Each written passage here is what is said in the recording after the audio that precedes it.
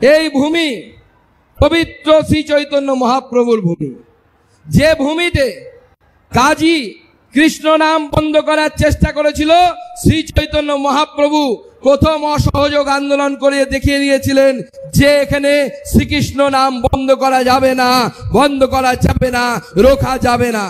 আজকে এই বাংলায় আবার এই ধরনের পরিস্থিতি তৈরি করার চেষ্টা করছেন মাননীয় মুখ্যমন্ত্রী, যিনি মনে করেন যে রাম নাম নিলে নাকি অপমান করা হয়।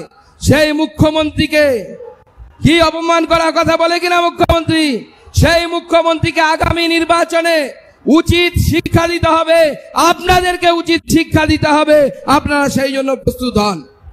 আজকে ভাবতে অবাক লাগে, মাননীয় মুখ্যমন্ত্রী এখান থেকে একজনকে সাংসদ করেছিলেন, তার নাম আমি বলতে চাই না, যিনি বলেন মা কালী নাকি মদ খায় আর মুখ্যমন্ত্রী নিশ্চুপ হয়ে থাকে।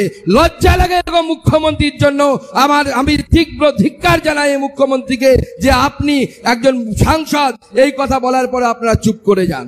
কি আপনাদের সাংসদ বলেছিলেন কিনা, বলেছিলেন কিনা, উচিত শিক্ষা দিতে হবে কিনা? আজকে ভাবতে অবাক লাগে, তা একজন সাংসদ সামান্য কিছু পয়সার লোভে, লিপস্টিকের লোভে, পাউডারের লোভে, বিদেশি কোম্পানির বিভিন্ন পারফিউমের লোভে তার লগ ইন আইডি, সেই লগ ইন আইডি সাংসদের অন্য লোককে দিয়ে দেয়। বিদেশ থেকে একজন সাংসদের লগ ইন আইডি থেকে সেখান থেকে মানুষ লগ ইন করে।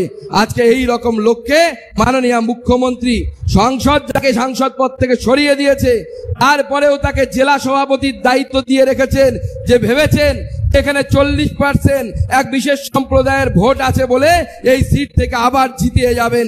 কি আপনারা জেতাবেন এই সাংসদকে? জেতাবেন? জেতানো উচিত? উচিত না।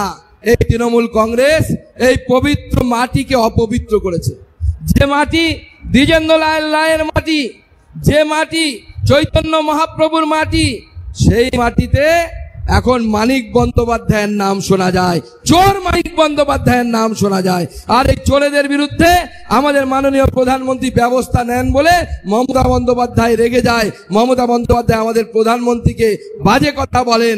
আর এই রকম তপস্বী প্রধানমন্ত্রী, ঋষিতুল্য প্রধানমন্ত্রী গোটা ভারতবর্ষের নয়, গোটা পৃথিবীর সব থেকে বড় নেতা, তিনি আমাদের গৌরব, তিনি আমাদের আদর্শ, তাদেরকে আমরা স্মরণ করি।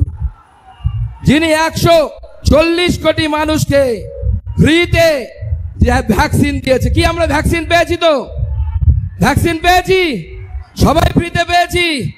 আজকে যে তৃণমূল নেতাটা জয় বাংলা জয় বাংলা করে চিৎকার করে, তারও রক্তের ভেতরে নরেন্দ্র মোদীর দেওয়া ভ্যাকসিন ঘুরে বেড়াচ্ছে, নরেন্দ্র মোদী ঘুরে বেড়াচ্ছে। এটা হচ্ছে নরেন্দ্র মোদীর উন্নয়ন।